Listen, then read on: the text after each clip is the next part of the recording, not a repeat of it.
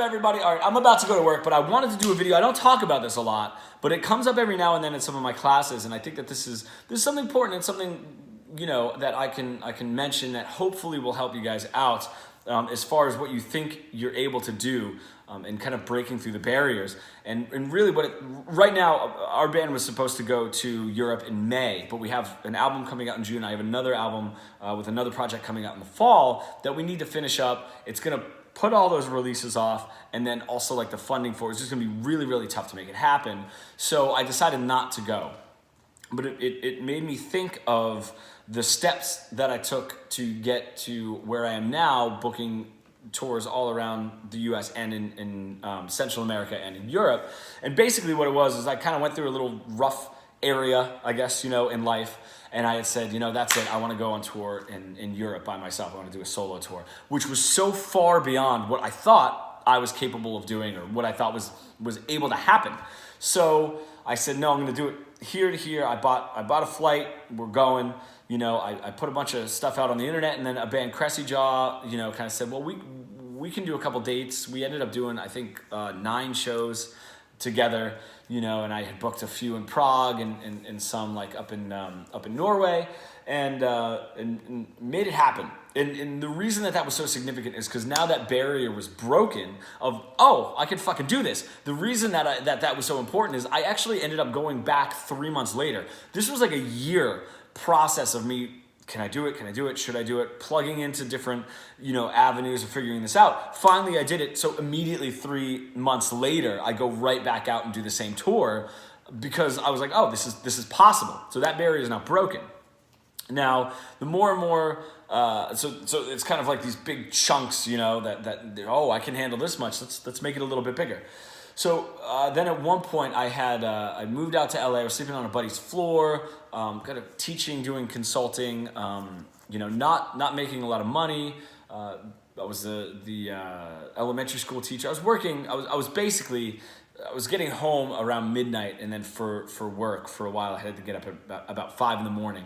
I did that for a little while, and then I moved back to Philadelphia. When I moved back to Philadelphia, I had my brother's wedding, so there was a lot of stuff that I had to pay for, tuxes, all that good stuff. And immediately after the Christmas break, I was going back out to Europe, and I couldn't handle it. I wasn't making that much money in LA. It took me some money to move back to Philly.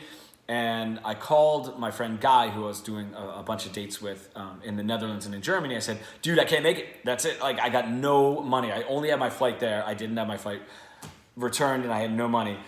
And he said, dude, I'm relying on you. This is how I make my money. This is how I feed my family. If you don't come, these shows are canceled. I don't have enough time to book other shows. You know, you're really kind of screwing me here.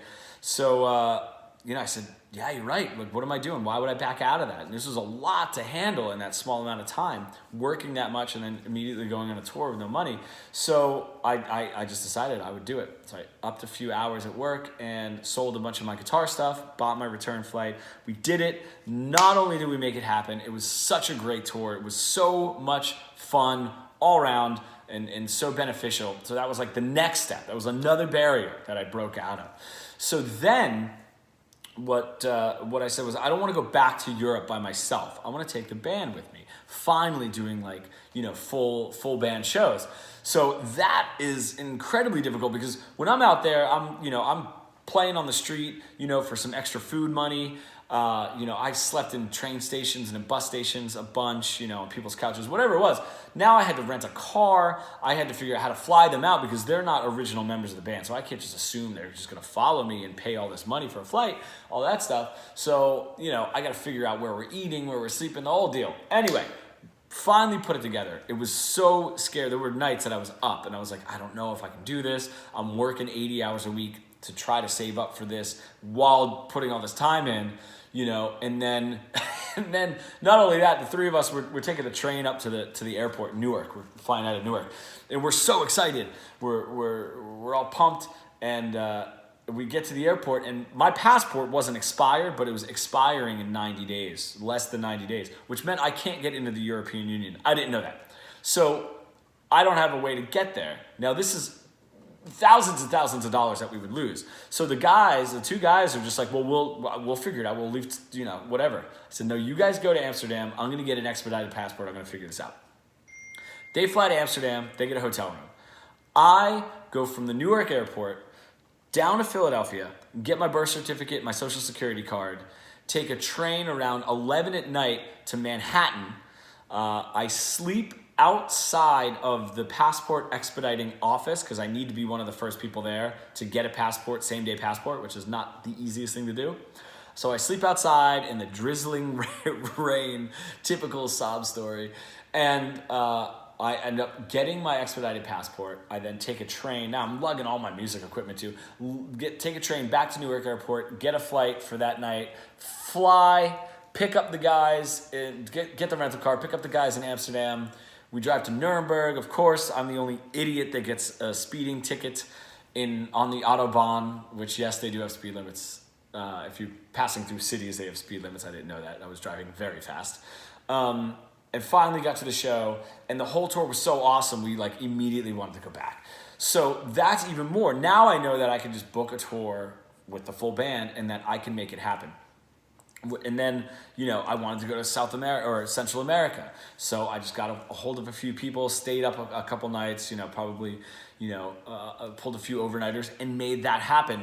And that's not anything special, really. It's just forcing myself to do it. And once you get through that first battle of, I don't think I can do it, oh, yes, I can. It's amazing how much you can do. And that's really what everybody, who has success in anything does talk about, is just kind of doing it, holding yourself accountable. Because another thing that we talked about in a couple of the clients that I had from the first time that I did a conference was, everyone kind of juggles this well, this is what I really want to do. This is my dream. But I'm going to spend all of this time on a plan B just in case, and it's never that way. It's always plan B. If you have a plan B, you're almost always going to go in that direction. You are capable of doing the craziest shit. You just need to start. And one last bit, and the only reason that I'm going to mention this is because I have a client who gets very, very nervous on the phone, and I'm saying just call a bunch of bars in the area and see if you can go play, a bunch of covers and stuff to get out there, get comfortable, make a little bit of money while you're doing it. And the thought of cold calling is horrifying, and I, now I can I'm trying to cold call labels and stuff, which is even more horrifying. But I'm able to do it. I do remember a couple years ago getting on the phone with a bar and asking, and I'd be petrified. So I said, what if I ask if who books their music, or how do I get a gig there? And they say they don't even have music. How embarrassing. And I think the bartender, whoever picks up the phone, doesn't give a shit. Why would he care at all? You don't look like an idiot, and now that thought that I even had that is so ridiculous. But the fact that I was so scared to cold call a bar, now it's nothing. Now I'm cold calling record labels, which is also nothing because I broke through that barrier. You just gotta really force yourself to do it. That is it. I don't know if that helps anybody, just something that I did want to mention because it does come up in class. That is probably the number one thing. If anybody asks, how do you do it? And I try to give the tactical advice of, how to book shows and how to build an audience. Really, how you do it is you just start doing it and you stop being afraid. Is basically the only way. So I don't know. Hope that helped. That was 9 minutes. I'm now late for work. But all right, thanks guys.